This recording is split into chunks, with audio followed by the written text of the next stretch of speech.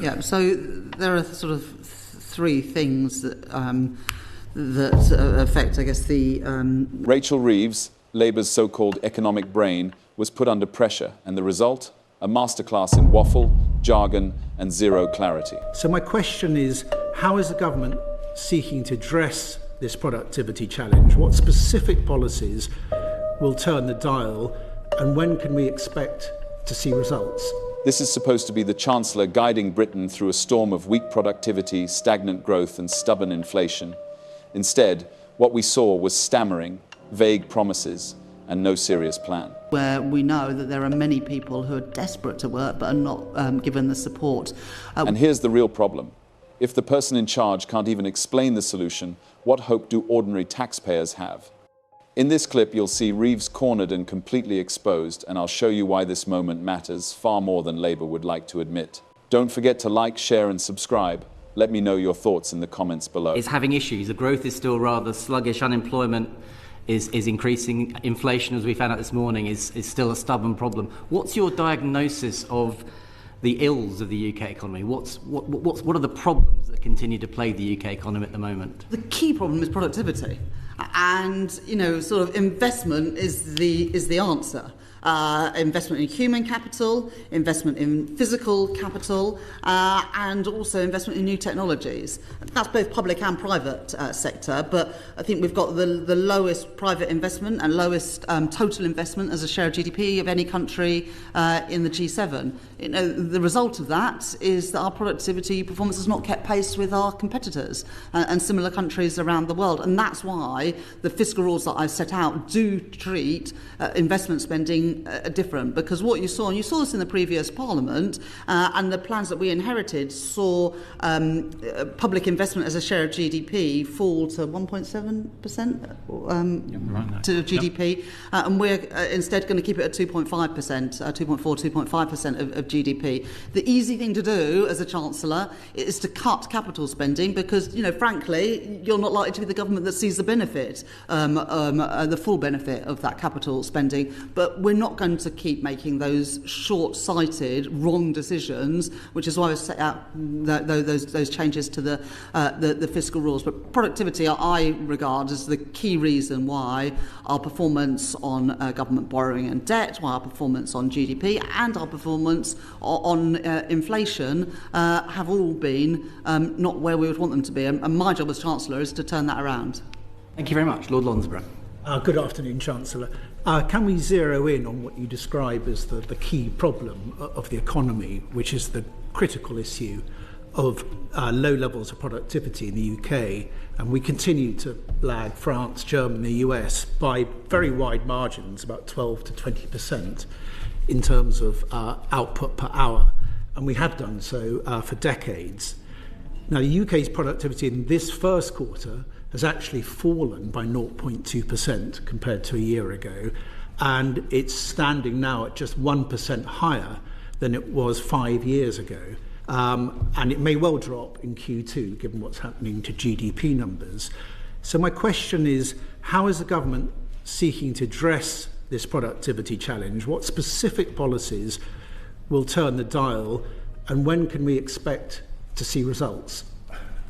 Yeah, so there are sort of three things that affect, I guess, the productivity numbers. It's physical capital, labour supply, and that's the quality of the labour supply, so human capital as well as the numbers, and then total factor productivity, so technology. On capital, I'd say, sort of an assessment of the first year. I think on physical capital, that's where we've done most. In this first year, I've mentioned the £120 billion of extra CDEL capital spending by the government over the 5-year period, keeping capital spending by government flat as a share of GDP rather than it falling actually quite substantially, which was the plans that we inherited, but also using financial transactions through the National Wealth Fund and the British Business Bank and other public financial institutions to have additional capital spending, and then using things like the National Wealth Fund to leverage in private investment, 3 times as much private investment, and actually that's a model we've used as well for Sizewell C, where the National Wealth Fund is the sort of debt underwriter for that project. And as I said to Lord Pettigas, we've managed to bring in £120 billion of private investment just in this first year of the Labour government. On labour supply, you would have seen, despite the increases in the unemployment rate, we've also seen an increase in the employment rate. And those two things can obviously be consistent, because what we've seen is a reduction in economic inactivity.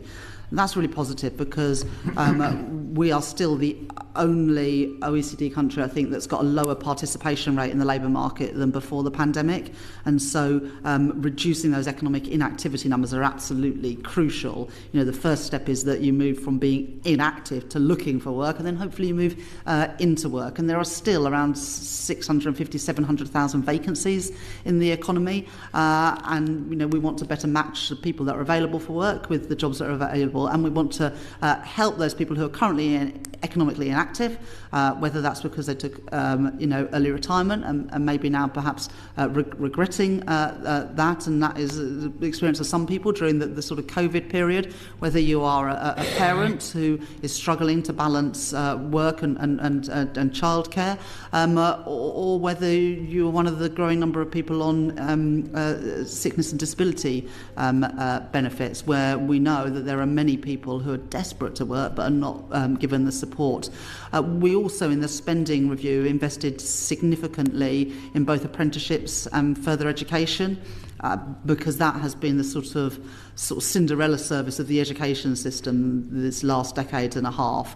It's great that we've got 50% of kids going to university, but the 50% who don't, which in my constituency in Leeds Western Pudsey, there'll be the majority of kids don't go to university. So investing in FE and apprenticeships is really crucial for this government and our wider objectives around opportunity. So we've done some of that spending review, but I certainly think that's an area where we can do more to address the productivity issue through improving labour supply and human capital. And then the last thing is around sort of technology, total factor productivity.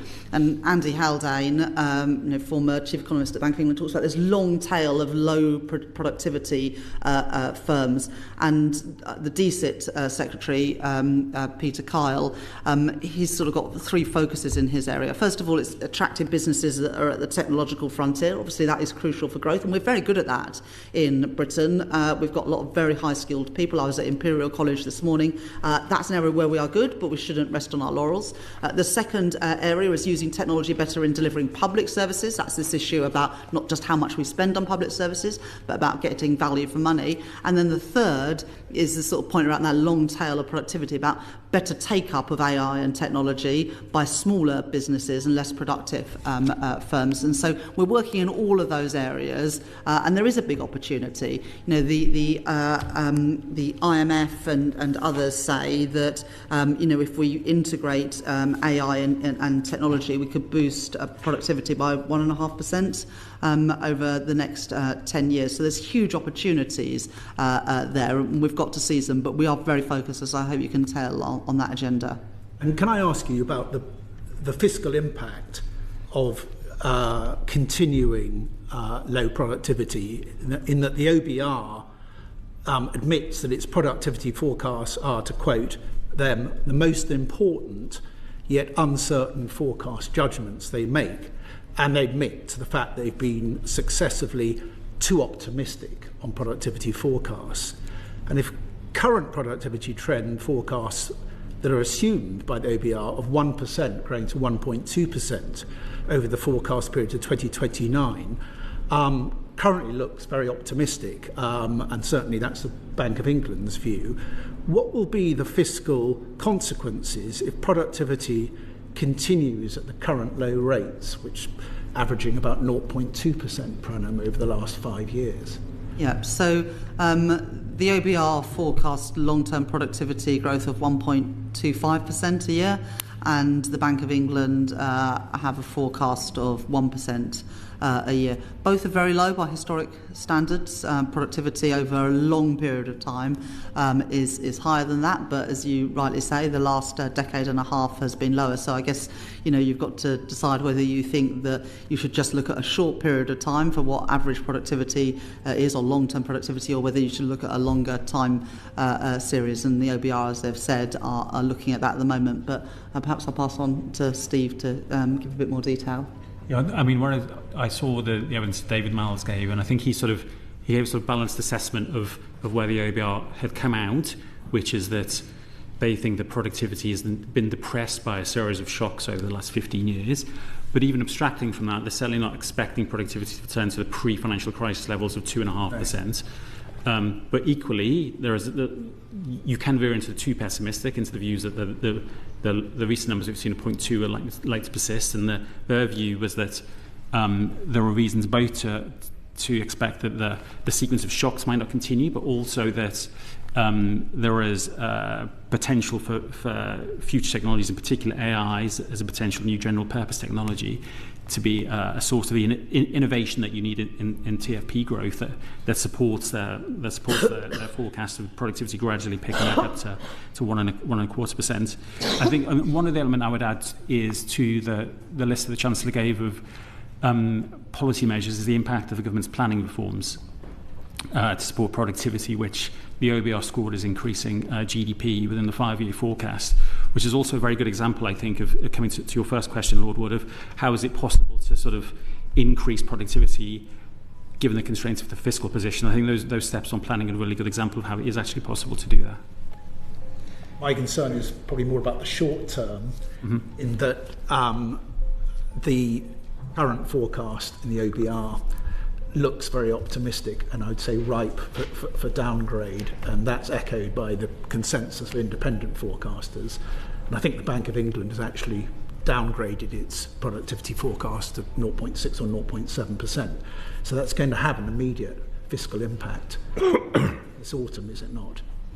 The Bank of England's forecast of productivity, long-term productivity growth, is 1%.